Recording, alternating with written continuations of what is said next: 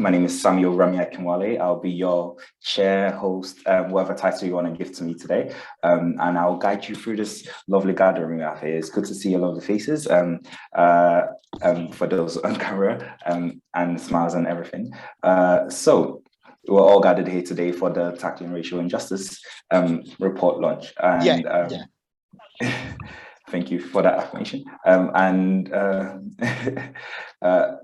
so we'll really be going through that. And today's event, virtual event, shall I say, will entail a nice brief summary about the report by on it. I feel like saying doctor on it, but he's told me not to. But I don't know. I like the doctor there. You know, one day I hope to get one of those titles too. And then it will be followed up by a nice panel discussion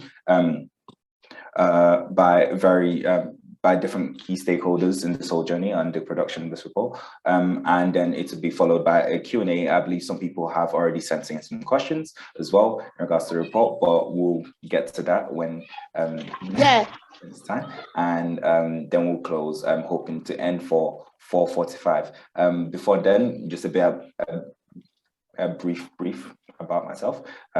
My name, as I said, I am Samuel. I am the project coordinator within the partnerships team in Young Manchester, and I am also a student. So, you know, one of those young staff members out here. And okay, so that's a little bit of intro. I would like to hand over. Oh, actually, before I say that, this event is getting recorded over Zoom. So just wanted to inform you of that because of, you know, GDPR and so on, safeguarding, so on and so forth. And yeah, I would like to pass over to Dr. Anne on it to take us through the report. If Gabby. Yeah, thank you. Thanks, Samuel. I'm going to try to keep this as brief as I can because I know what I'm like. I can sort of talk for England when given half the chance, but I won't today. So good afternoon. My name is, could I have the first slide, please?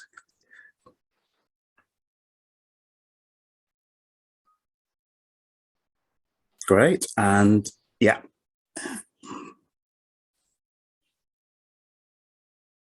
Great. And next slide, please. Great. So my name's Ornette Clennon, and I'm the head of the MEEP Academy Community Training and Research Institute, MACTRI for short. And I just wanted to give you a quick overview of my presentation of the report.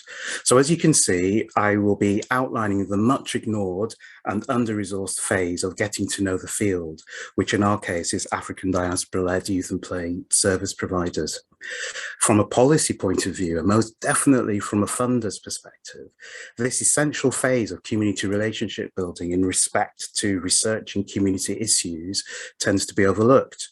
However, as you will hear, it is actually crucial for determining the quality, depth, and breadth of any research that involves communities, especially communities that are traditionally underrepresented. Next slide, please.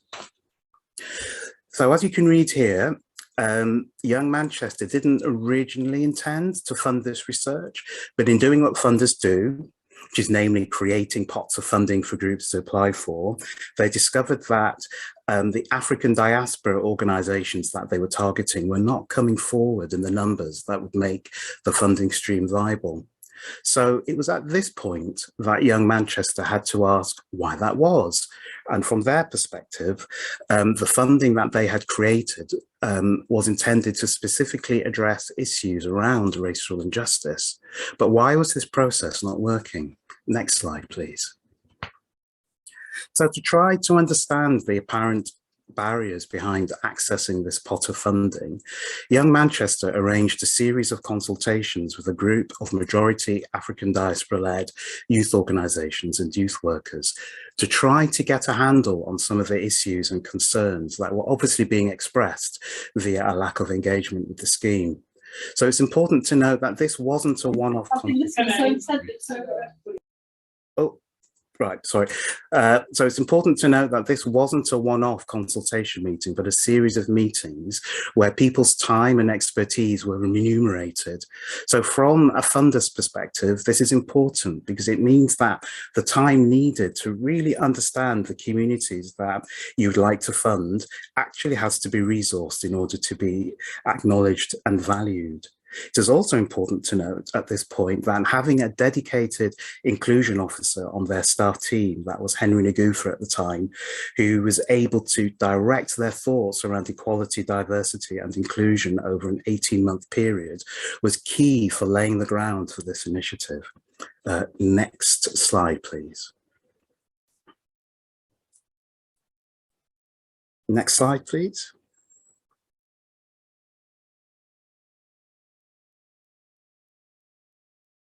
Okay, so how did this series of meetings coalesce into a genuine collaborative and knowledge co-production process? Well, in discussing the issues generated by the group, Young Manchester made space for the community to make sense of the information being collected. They also enlisted the help of a community research organisation, MACTRI, that was already a participant in the consultation meetings to help them with this. In making sense of the information, MACTRI helped Young Manchester to shape its research brief in a way that reflected the concerns being voiced by the community members. Again, from a funder's perspective, this was a key move in terms of working with existing community expertise to help shape a research brief that they wanted to resource. So using this consultation group as a starting point, MACTRI recruited community partners who were interested in contributing to the emerging research brief. We then formed a community research team and from the brief designed the research project, its structures, its outcomes and its ethical and safeguarding implications. So it was at this time that we had a ready-made ethics committee as the consultation group, scrutinised our research protocols, ethics and safeguarding plans before giving Young Manchester the go-ahead to proceed with funding the research.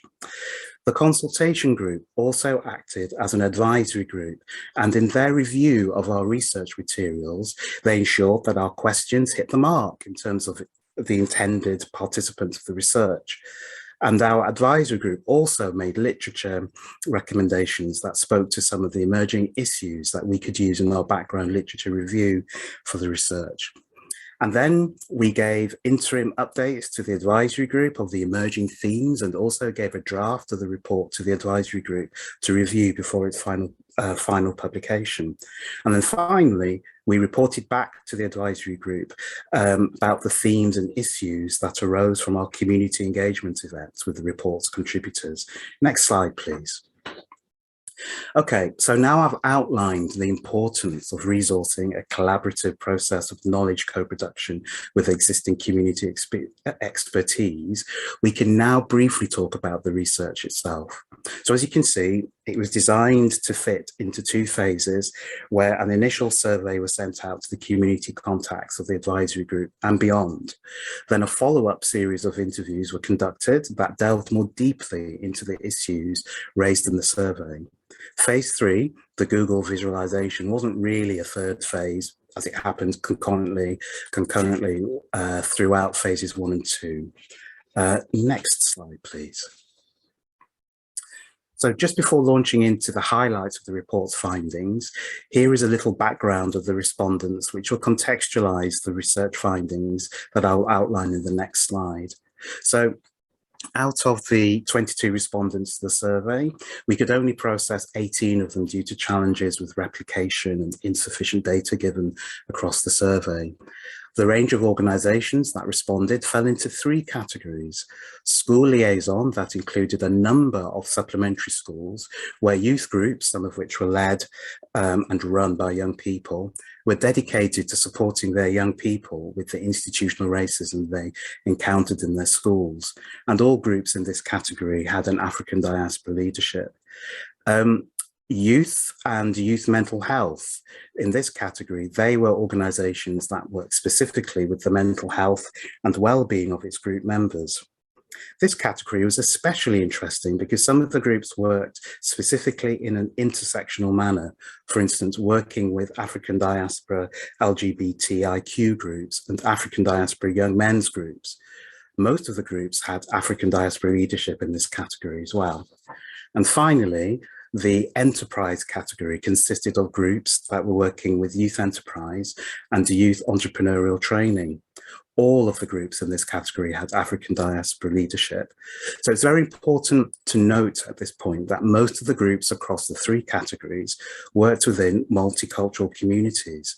So that what that really meant was that they had to have a really good grasp of equality and diversity and inclusion to deliver their services effectively. Now, 4 of our interviewees out of the 11 came out of training in terms of their JNC youth training qualifications, and to varying degrees worked as youth workers. And 5 of the interviewees came directly from the survey. Next slide, please. Okay, so we're now here at the business end of the presentation, and here are the themes that came through. As outlined in the last slide, the community settings and their interviewees fell into the categories of school liaison, youth spaces and mental health and enterprise.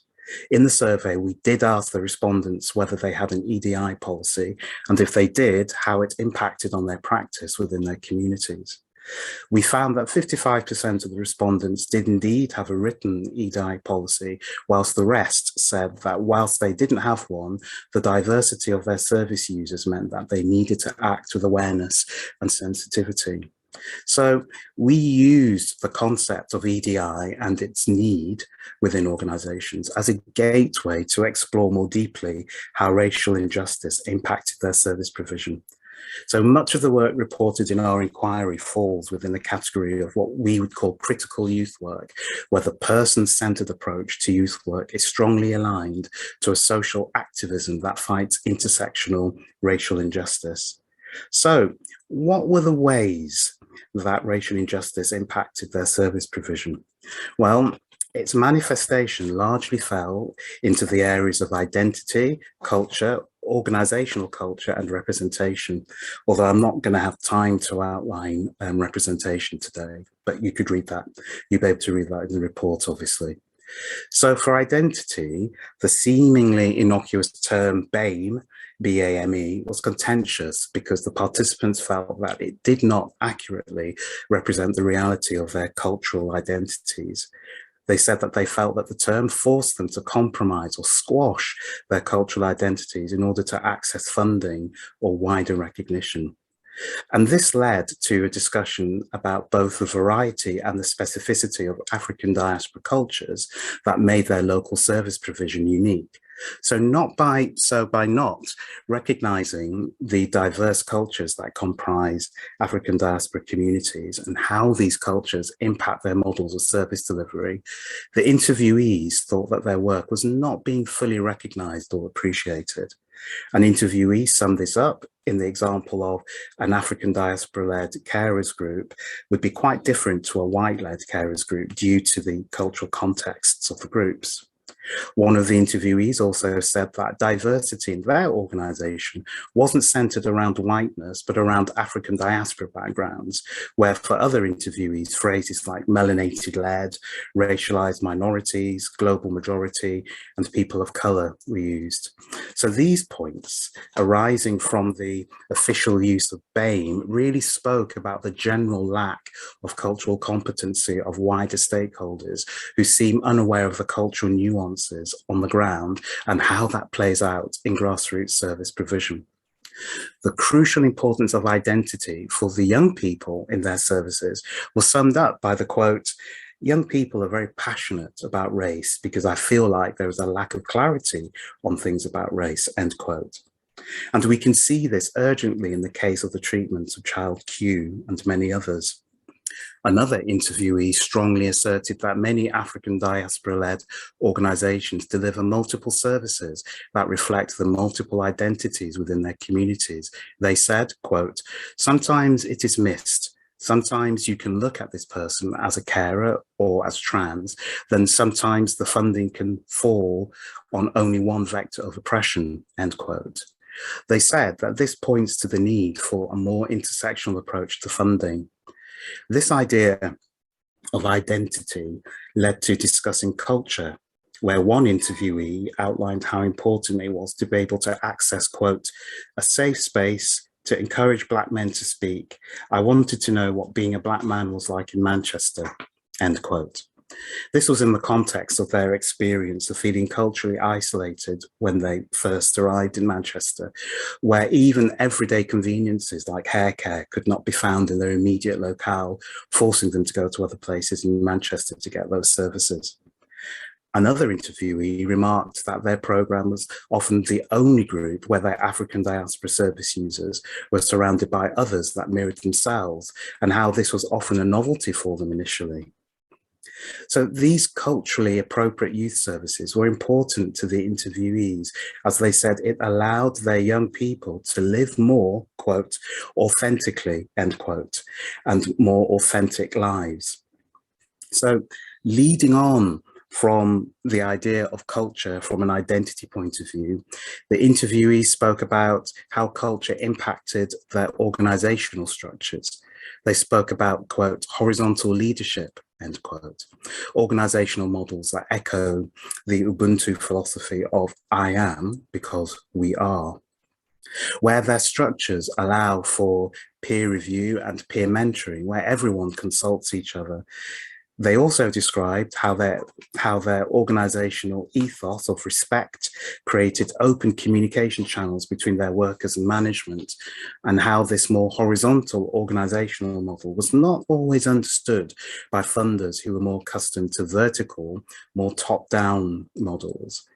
So many interviewees critiqued or criticized actually the seemingly, quote, corporate, end quote, nature of funding, where metrics seem to trump impact on lived experiences. So the consensus of the interviewees was that their organizations were already providing services that their local communities needed, but they weren't receiving funding for their work because funders were often not aware of their work, or to echo the last point about identity, didn't value their work. So funding offers often didn't align to what they already provided, forcing them to compromise or squash themselves into ill-fitting pots of funding with very patchy successes. Next slide, please. Okay, so for the sake of time, those were the main highlights for me from the report. There are quite a few other highlights when you read it. But on this final slide about the recommendations, as I'm running out of time, I'm not going to go through all of them, but I'm just going to go through a few of them, the first ones, which seem to sum up pretty well what is needed in order to mitigate this feeling of being ignored or culturally undervalued, but also the crucial practice of getting to know the field that I outlined in the first half of my report summary. So the first recommendation: funders need to spend more time on the ground, getting to know service providers and the work they do in their localities. This time on the ground needs to involve developing a cultural competency and deeper understanding of the intersectional challenges African diaspora communities face, as well as being aware of the local services being delivered that are trying to mitigate these challenges. And another recommendation to reflect the highlights just outlined would be a more flexible, person-centered approach to funding services in African diaspora communities is needed, where service providers can more easily gain support for the work that they are already undertaking within their communities. More funding for youth leadership training is needed, direct anti-racist training and youth mentoring, especially needed in the schools liaison category in supplementary schools. So that is the whirlwind tour and potted summary of the report. So thank you for that. And over to you, Samuel. Thank you very much. I really appreciate that. That was lovely. A lot of claps emojis out there. So yeah, very insightful. I also want to encourage everyone to use the chat section if you do have any questions that have popped into your mind in this period, to throw them in there so that when the Q&A section comes, we have them available to us. So moving on, as I said and I promised, there's a panel discussion, which I think is going to be what I'm really excited for. I'm really excited to hear the thoughts of the panelists today. So I don't know how to do this here. Do we want to pin the panelists up, or is it just going to be a no? Okay. We don't have the expensive version of Zoom, so I can't do that. That's when people speak, they should come up to the front. Lovely. Hopefully it'll be all right. Okay, fantastic. I'm really sorry to make you there to speak, Emma. Emma wanted to go to the event without speaking, so I'm sorry. Okay, so can our panelists introduce themselves? So you've already heard from Dr. Arnett. I would like to first introduce Henry, if you'd like to give an introduction, and then we can go to Aya and then just some short intros. Hello, my name's Henry Nagufa. I'm currently the Community Business Manager at MEEP, and I also worked with Emma and Young Manchester for 2.5 years while commissioning this report. That's actually, as we also introduce ourselves, just to throw in an additional question there, can you please, I guess, also express your understanding of, like, I guess, the salience or like the importance of this research and where you feel like this is in the national landscape of discussions in regards to the youth and voluntary sector. And that's a bit of a weird question there, but I'm sure you'll find it. Well, I'm not going to take too long on this, but I think what's really important for me is the experience I've had that as a community practitioner for the past 20 years. I can understand both sides. So for the last, for the first 15 years of my experience, I've been working and running and developing a community organisation. So one of my first pots of money I was successful with was when it was reaching communities. I was able to successfully secure $750,000 for a small community organisation. Fast forward 15 years later, with a lot more experience, then I was finding it more and more difficult to secure even 30,000, 40,000 for small Black community organisations. So that rang alarm bells for me. So I felt it was important for me to gain experience and to understand things from a funding perspective. Hence, I joined a project and a programme, and I think Ruth is on here, called 2027. So that was enabled me to work alongside Young Manchester to understand how we can support smaller Black-led organisations to gain funding. So I was on that journey for the last 2.5 years, trying to understand things from a funder's perspective and then help relay that back to the community groups that we were supporting. Hence this journey into this report. And looking at the recommendations, there are no surprises, but I really welcome the report and I really welcome the input from Young Manchester, and really welcome the input from all the community partners that that engage with this report. So back in the community setting, and I feel more equipped and helping funders to understand the needs. So hopefully that answers your question. Yeah, it did.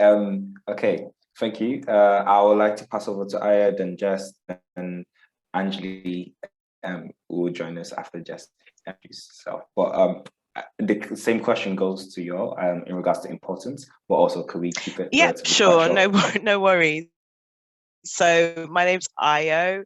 I work for the Tudor Trust as a grant support officer, but much like Henry, I came to grants via the 2027 programme, which is championing working class experience in decision-making roles across the grant sector. I have about 15, 20 years of community activism experience.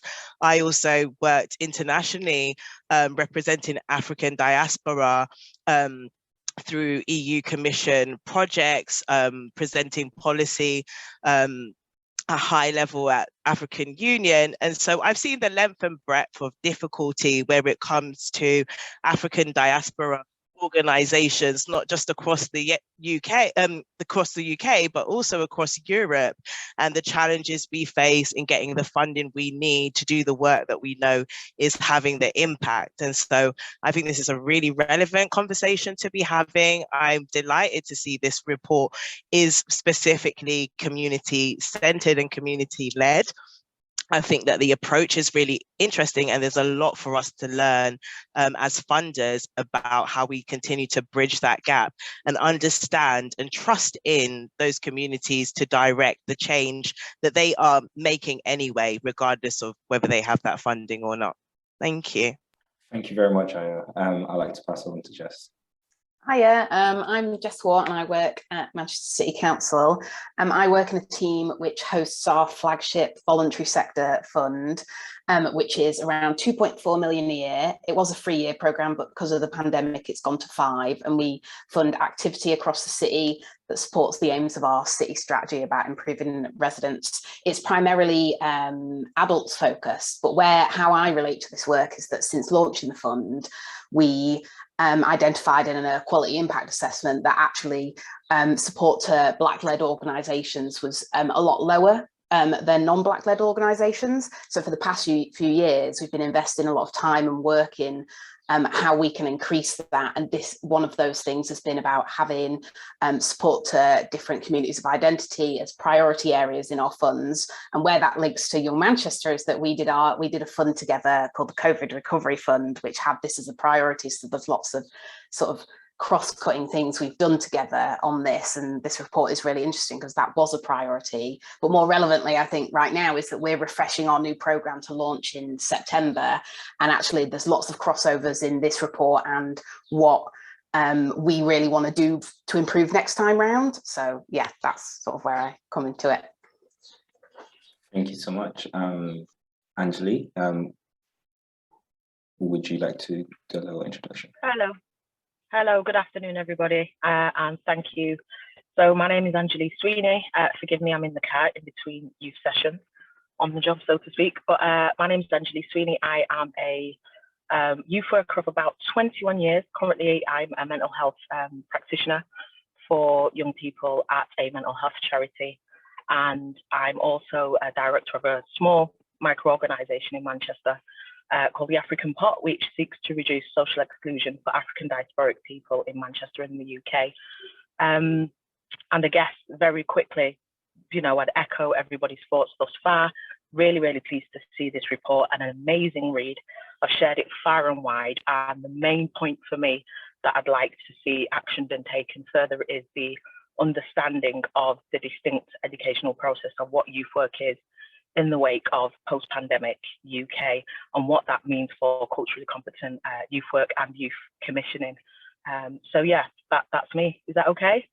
Yeah, that was fantastic. And actually, maybe I could just hit you with a follow-up question, because I feel like you addressed the first question. Yeah. So the first question was going to be about your reflections and the findings of the reports, which I think you've touched on. But if you want to elaborate, please feel free. But also, I wanted to ask if anything surprised you. Henry sort of alluded to no surprises at all. But and I guess as industry experts, should I say, like you probably already knew this stuff. But is there anything that surprised you at all? Probably no. To echo Henry's points, probably not any huge surprises, but some points of note, you know, where eyebrows were raised, like, oh, okay, particularly the stuff around EDI policies that were present in the 3 distinct, if you want to call it, camps of research. So it was your school liaison, it was your youth/mental health, and it was I think it was your supplementary schools. Just the low level of EDI policy implementation and understanding of how, you know, that is implemented in the organisations, and the understanding of it from the people who were actually interviewed or surveyed. So that, not necessarily a point of concern, but just Oh, okay. I think it pretty much points to the fact that when it comes to EDI and understanding the impact of racial injustice and what it looks like on the ground, particularly in terms of cultural competency and organizational structure, that's where it is. It lies within the policies essentially, and not a lot of people take the time or are inclined to live and breathe a working policy that is meant to underpin the services that they offer, if that makes sense. Hope I'm not waffling here, but I'm just big on policy. All policies should be live. All policies should be, you know, staff should impact and should contribute to policies and how organizations are run. And if not, then you get this stagnant organizational culture where young people regrettably, you know, ultimately don't get the services that they need, because yeah, that's it.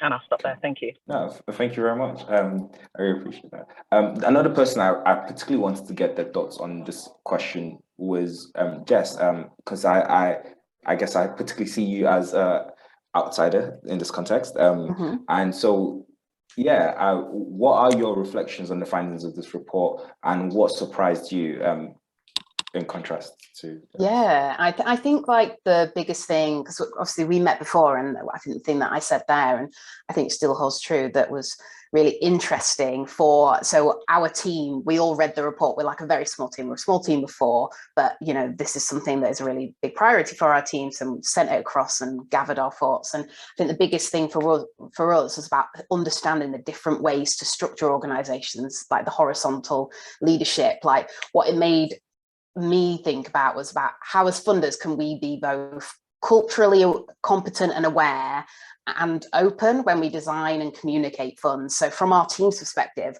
we're very open and not very prescriptive on what types of charities we will fund. So actually in reading that, I was like, yeah, of course we'd fund that. But actually it's a big challenge for us in thinking, do we actually communicate that well enough? And actually does our practices from design to awarding funding actually actively support that and actively communicate that, actively promote that? Because if not, we're probably falling quite short on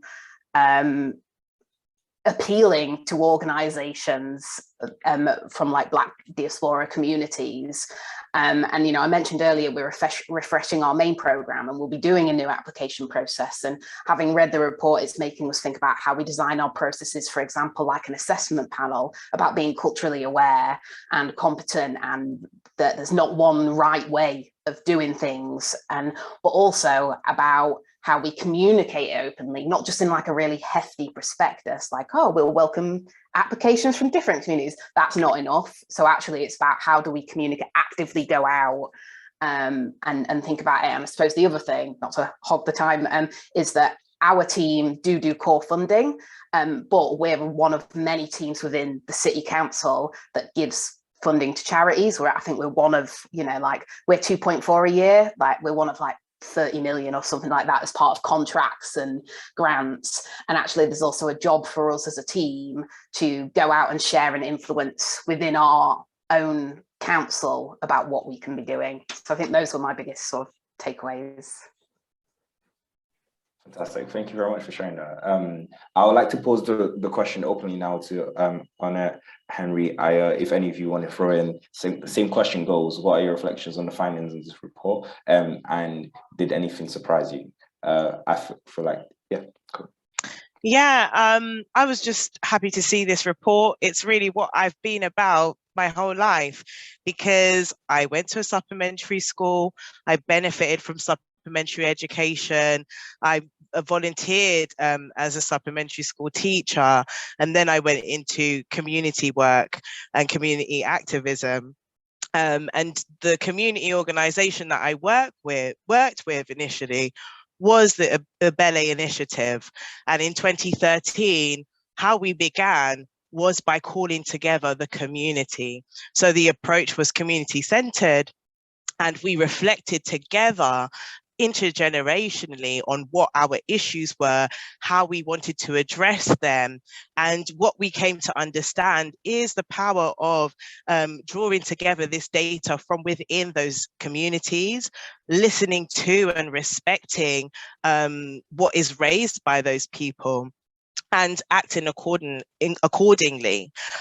From the community's lens and perspective, I saw and witnessed firsthand the erosion of our services, of our community buildings, of our youth services. I have many friends who worked as youth practitioners, and a lot of them were made redundant just, a few years ago. And so we're dealing with intersectional issues. I like the fact that this report highlights that. And from the funders' perspective, I do think that it's important that we get real with ourselves. I know at Tudor Trust, we do prioritize giving, core funding, supporting, and being a flexible funder, making our processes as simple as possible. For example, we have a 2-stage application process. We have about 2 sides of A4 to fill out. But even then, we have had to pause and reflect on where we're at in relation to EDI and in relation to supporting those organizations that are tackling racial justice in the hearts of their communities. And so I think that it's been maybe uncomfortable for some people in the funding world to really grapple with the fact that we might be saying we're doing this for certain communities, but it's lacking in those communities that are most marginalized. And this isn't just a Manchester problem. This is a national problem. This is actually an international problem. And once we're able to address that correctly and give respect to those who have decades of experience in the community, who are existing and thriving now, I think we're going to go a lot further. We've seen it happen with Grenfell. I know people in that community, and I was there the first couple of days. I didn't see police, fire, ambulance. I saw community people. I saw homeless people helping support those who have lost their homes. I saw drunk people who were in need, desperate need of services, getting together and folding clothes and directing people and supporting each other. So we have to respect that these communities are thriving. Let's meet them from a place and a perspective of, not just a hand up, but actually working alongside and learning from these amazing individuals. And so, yeah, I'm just kudos to MEEP and kudos to Young Manchester for putting this report together. Thank you so much, for sharing reflections. Henry, if you have anything to say, feel free to. Just very, very briefly, I think the report for me really reminded me of the historical perspective of communities campaigning for social justice from the 60s, from the 50s, all the way through till now on sort of similar issues. So the surface of the issues obviously have changed and have moved on, but the substance of the issues actually haven't, especially from a funding point of view. So I think for me, it was just about the continuity of work that has been done by African diaspora communities over the decades, and how that work hasn't always been looked on as part of the youth work, sort of canon of work, really. Thank you. I'm going to take this opportunity to ask my own question, actually. And my question is in regards to one of the recommendations. And it was recommendation number 4. It says both investment in online service provisions and new models of measuring community impact are needed. What really piqued my interest is new models of measuring community impacts. And I wanted to really know, any prescriptions. So I guess existing models that are out there that are not generally being used right now, just to hear what those are like, as someone who's a young person in this industry and, would really love to push forward or support the charge towards change in that manner. I Okay, I'll kick us off because that sort of falls more in my area as a researcher. So in terms of evaluating impact, using metrics around numbers, how many service users are reached, how many do this, how many of that do you have to do that, that only tells half the story. And I think if we were just relying on that quantitative data to make those funding decisions, then the qualitative data, i.e. the lived experience part, gets missed, and both need to work together. So I'm not really trying to say that it should be one or the other. So what would that look like? Well, the simplest way of describing it would be case study research, where organizations collect case studies of their service users, documenting the impact that service has on their lives, whether that be incremental or whether that be in sort of quite dramatic ways, but well-crafted pieces of case study research will capture that lived experience, which will then begin to put flesh on the bones of the more quantitative data of numbers and metrics. And I think that side of things tends to not perhaps be valued quite as much as the metrics side. I hear that. Thank you very much for sharing that. And if does anyone else have any contributions in regards to the, I guess, your perspective on the most ideal model of measuring community impact beyond what Dr. Anna has mentioned? Ooh, I'm seeing I just want to chains. I think what's really important is when we're looking at the projects that we are looking to fund, and as Ornette said, it's about getting to know the organisations from the ground upwards. I think at that stage, it's about involving the communities in terms of how they can design their impact measures. So I think it needs to be something that's flexible to the needs and the different intersectionality of the community needs, and it needs to be evolved with the project as it grows and develops. And an example of that is something that we are starting to do in conjunction with Young Manchester, how we can develop models from the outset that will fit the needs of the communities that we're engaging with. Thank you very much, Henry. Okay, at this point, I would like to remind everyone that, question just came through. So, well, that's for myself, but questions from the audience, please put in the chat section. And if you need to, we're sat down for a while. If you need to rotate those shoulders and stretch a little, feel free to.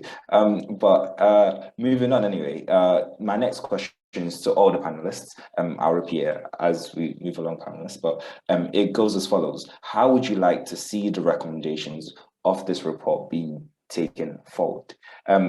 So quite a clear and simple question. I just want to add a little onto that. With reports, there's quite often concerns of reports being put out there and not being used, or not getting implemented. And obviously this is in relation to that.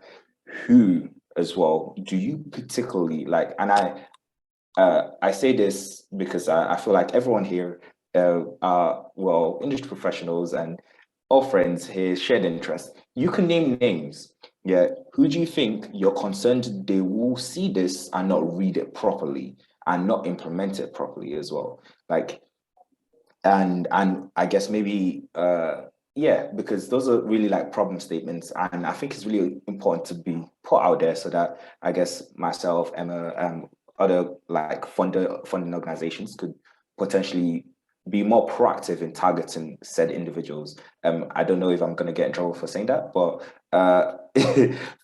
yeah, that's my additional caveat to that question. So I'll repeat it again. How would you like to see the recommendations of this report being taken forward?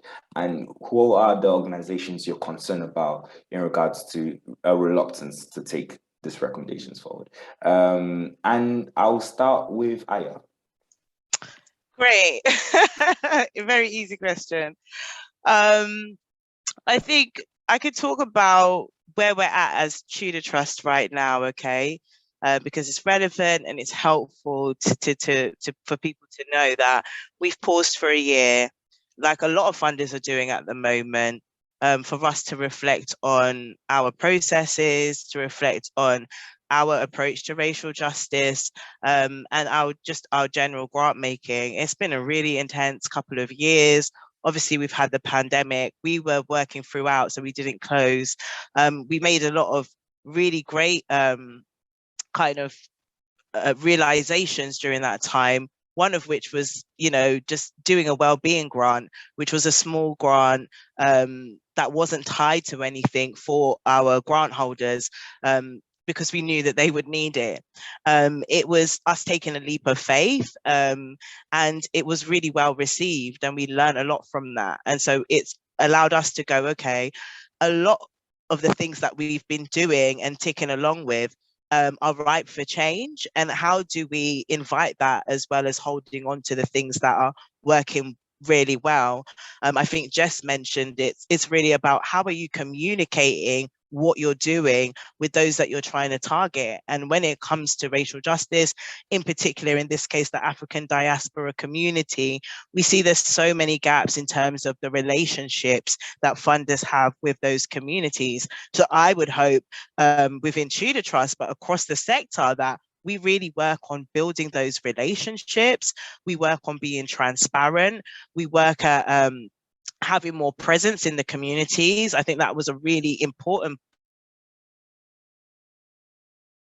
makers in glass houses, in organizations that inevitably have issues around power and privilege, okay?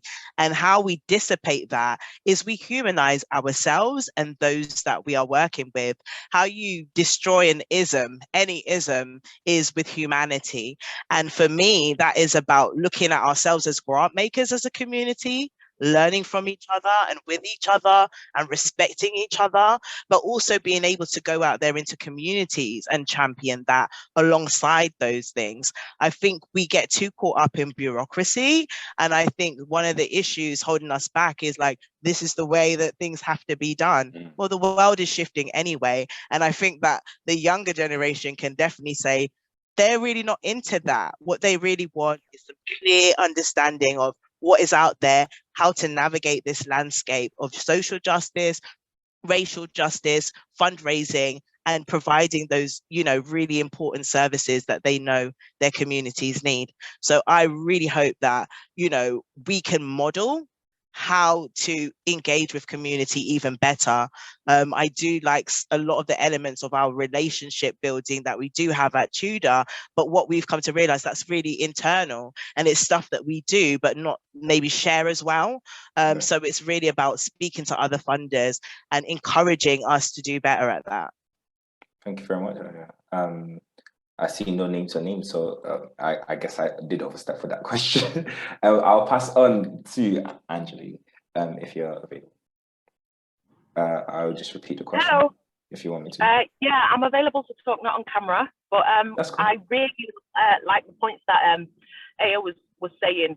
And for me, I would like to see, I think it details in the report, one of the recommendations, for there to be more emphasis put into and more work done on the ground to work with those organisations who are delivering this work with our young people, to be consortium ready, to be grant ready. So I'm not sure if it's the actual, the grant funders or infrastructure organisations who are actually creating that on the ground, but something like that where there's a commitment to working with these groups to make them grants and consortium ready. And consortium probably is the better word, because partnership, as it stands, is probably where it's at, I would argue. I don't think in the post-pandemic era that we find ourselves in, that any organisation, no matter how big or small, can actually do the work that they purport to do by themselves in isolation. I think that the step for me is around partnership working, definite relationship management and building, and understanding it from a humanistic point of view. I definitely agree with what Ayo said in terms of fighting isms, is to humanize yourself first, in order to fight it and to tackle the racial injustice that we see. Representation is massive, identity is massive, an understanding and a respect for cultural competence, not just as a buzzword or not just as something to tick a box, but really getting excited and being proud around the nuanced and organic work that comes out of this report and what the recommendations are stating. Hope that makes sense. It definitely did. Thank you so much. I would like to pass over to Jess. Yeah, sure thing.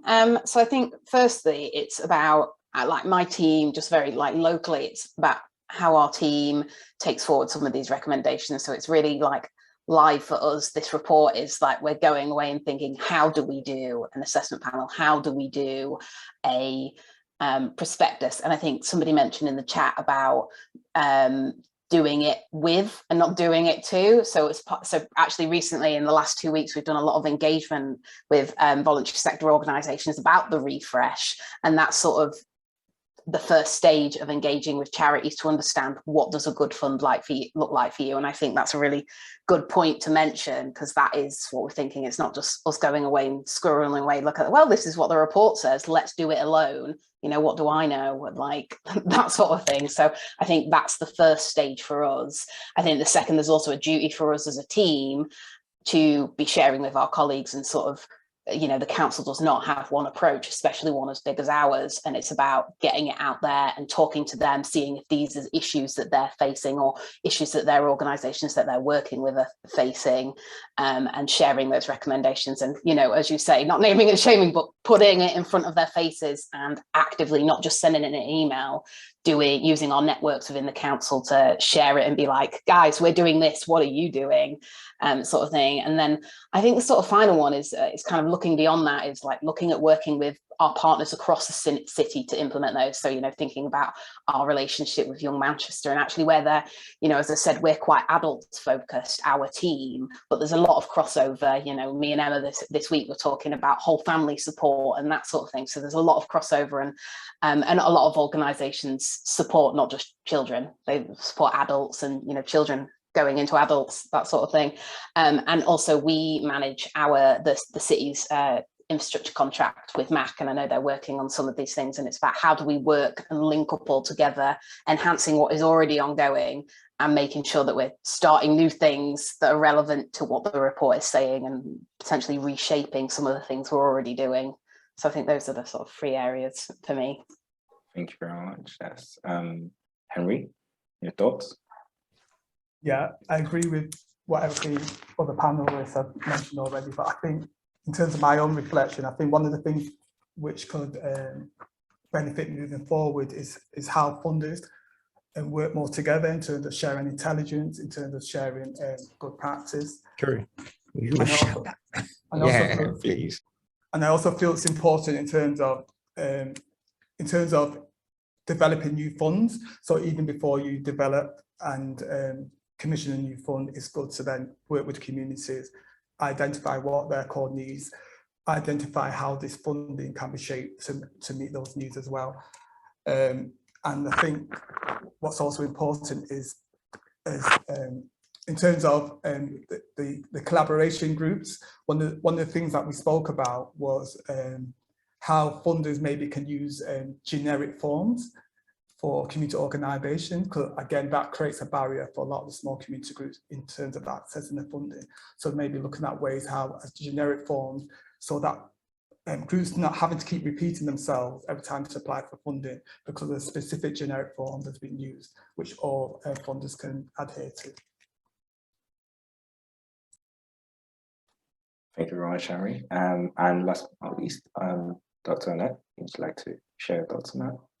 Yeah, my thoughts are a bit cheeky, really. I think that I'm totally in agreement with the relationship building that needs to happen between funders and communities. And for me, that's the biggest takeaway, because once those relationships on the ground are formed and cultural competencies are learned, then a lot of these problems will go away. However, I think funders really need to have a strong think about how that's going to be resourced, because real and material relationship making on the ground actually takes time and considerable effort. And in terms of kind of dipping into a bit of corporate speak, in terms of time allocation for staff teams, who's going to do that? How much will it cost? It's not something which we in the community need to know, but it's something which you internally as funders really need to be clear about, because if you're not, then it will be under-resourced and it will become tokenistic and almost person-driven. So one person in the team who happens to have a good relationship with a few community organizations that they know tends to be it, rather than a systematic relationship building process throughout the team. So for that systematic process to actually happen in a non-tokenistic way, internal conversations in funders need to be had in terms of resourcing that in a way that's accountable to communities, so that in your annual reports, we should be able to read, okay, you did, out of your how many millions of you have as a budget, you did allocate X amount for your relationship building activities, and we can see the results of that. Okay, thank you very much, Dr. Annette. After that round of questions, I realized that inappropriate was to ask for names to be mentioned. So yeah, I'm just gonna backtrack like it never happened, but thank you very much for all the panelists' response. I'm also then gonna move to some of the audience questions that were sent to me directly. So the first of which is, one of the comments in the report noted that there seems to be a lot of funding for African diaspora-led groups coming out of the pandemic, but that none of that targeted funding seemed to be there before.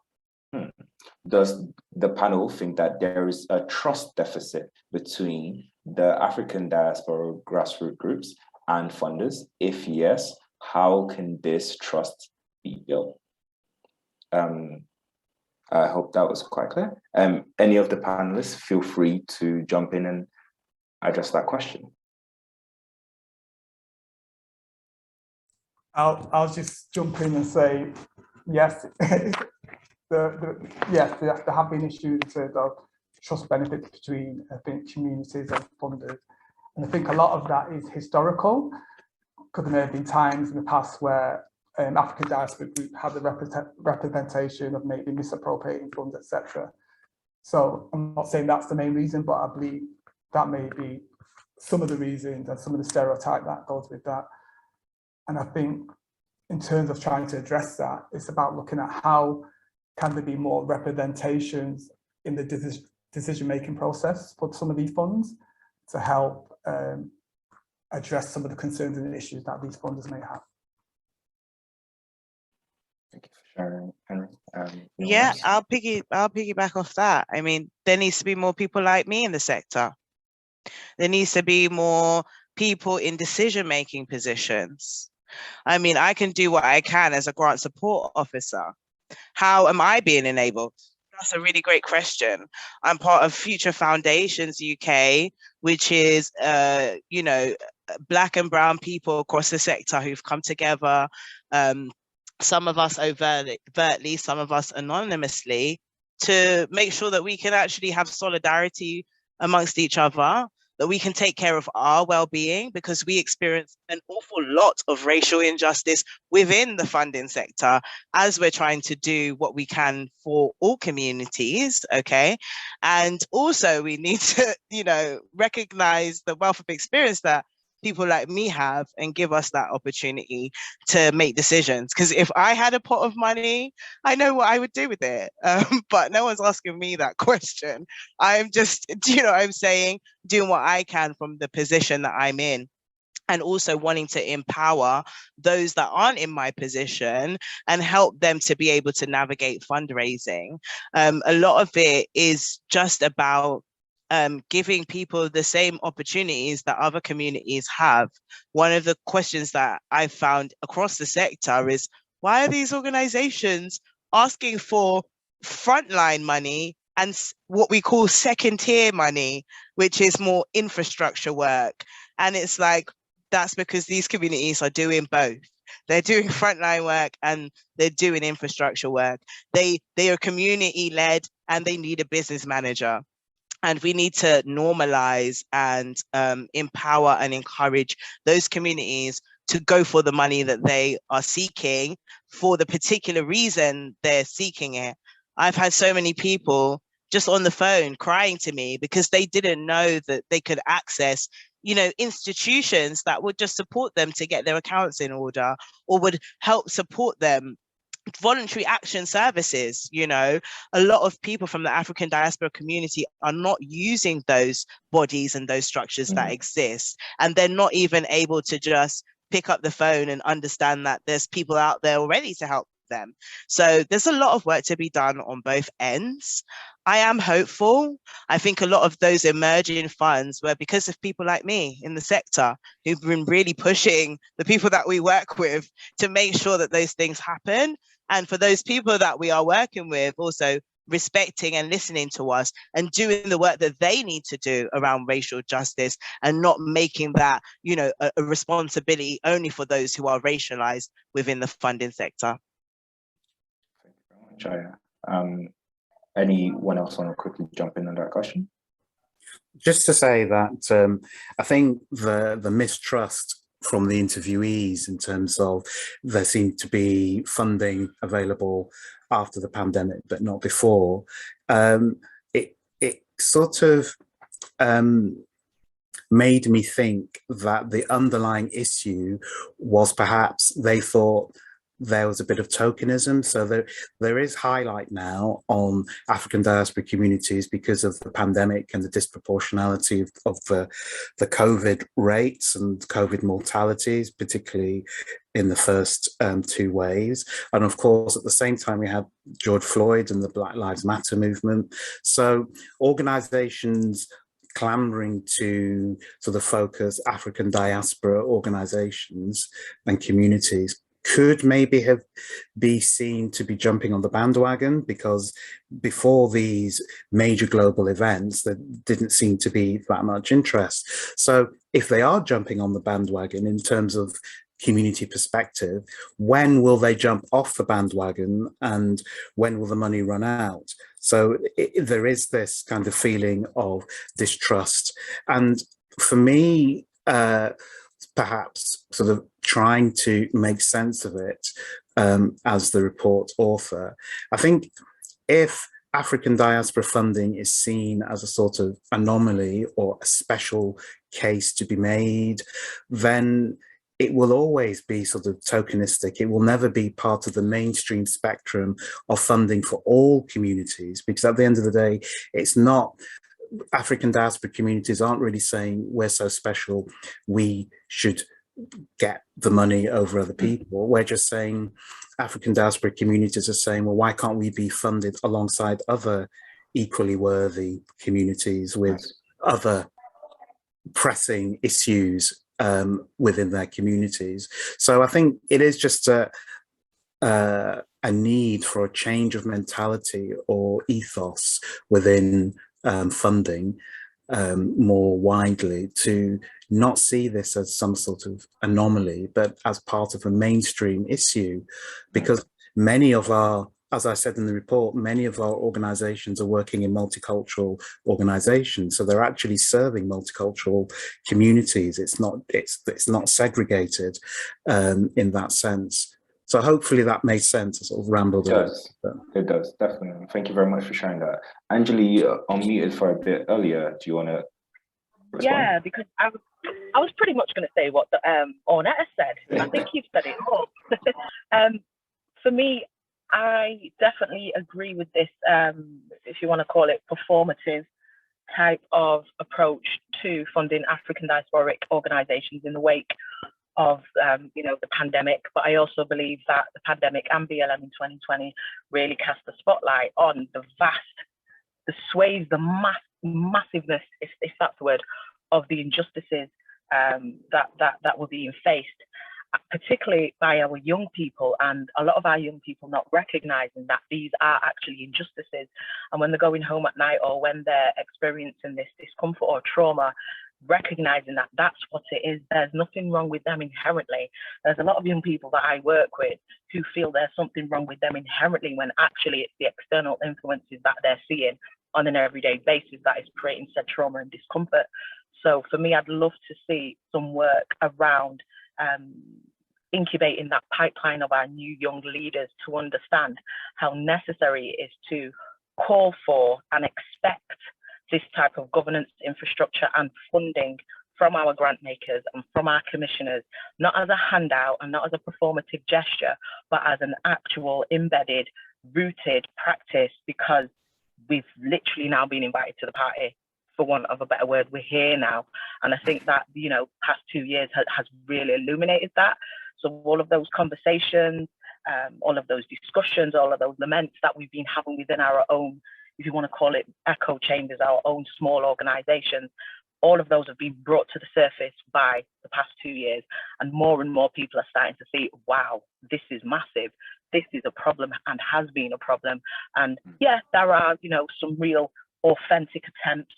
I guess I'm hoping that once the furore of funding for African diasporic organizations dies down, because it inevitably will, that it will leave behind a real cemented and concrete understanding of that, you know, we need to fund them too, and it's okay, if that makes sense, just like everybody else, it's okay. And this is just brought up the issue essentially. So yeah, it's a learning exercise. Thank you. Indeed. Thank you so much. Charles, you've had your hand up for a while. Is this a question or comment? Thanks, Samuel. So just to chip in, I mean, I'm Charles Crockwood, the Chief Officer, Caribbean African Health Network, and we're part of the project. So just to add to what has been said about the funding we've seen, which pre-pandemic we hadn't seen. And in all honesty, it's been around the lack of uptake with the vaccine, but then some of us saying at national level, we asking people to take the vaccine and they're asking what next. And so you can't just go with the vaccine. It has to be a holistic thing and then respond to other needs and signposting around jobs and other things. So like Anjali has just said, COVID and the funding will dry up. But what are we going to do post, you know, that era? And lots of statements following the resurgence of Black Lives Matter and commitments to do stuff. What we're asking now are, where are the action plans that sit behind those statements, and what is the change we want to see? And so it's really, really important that we're looking at the whole person, because our young people will be part of families. And sometimes the case we make around career choices is whereas the Western system will be saying, let's engage with young people, you know, in high schools and primary school, it's their parents that may be shaping their choices. So discrimination, you know, in the health and social care landscape or other places will influence the career choices that these young ones make. So, you know, it's a brilliant report. It's been great being part of, you know, it, and we're hoping that funders will, as well as the wider system, will take that really seriously. Thank you.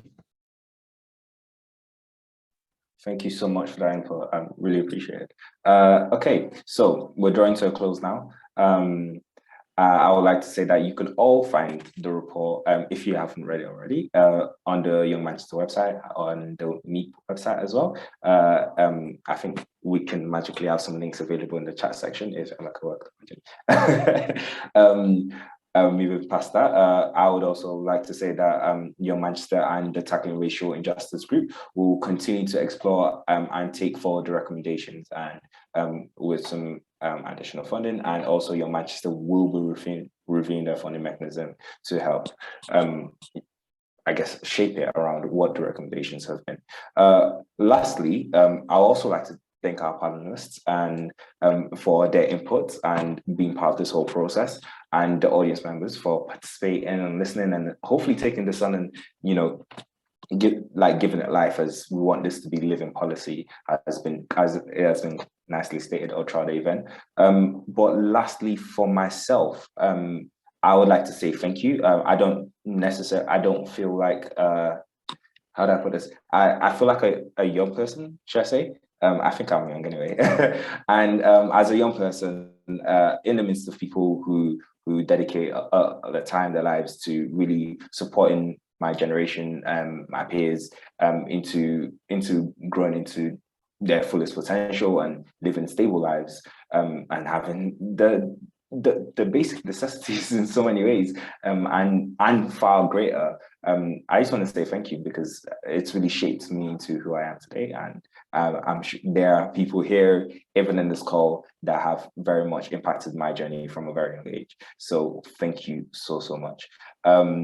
I don't know if I'm missing anything, but if I am, I'm sure someone will jump in. But thank you so much for your time. It's been amazing. It's been fun and very insightful, and I'm looking forward to see the change that comes as a result of this report. Yeah,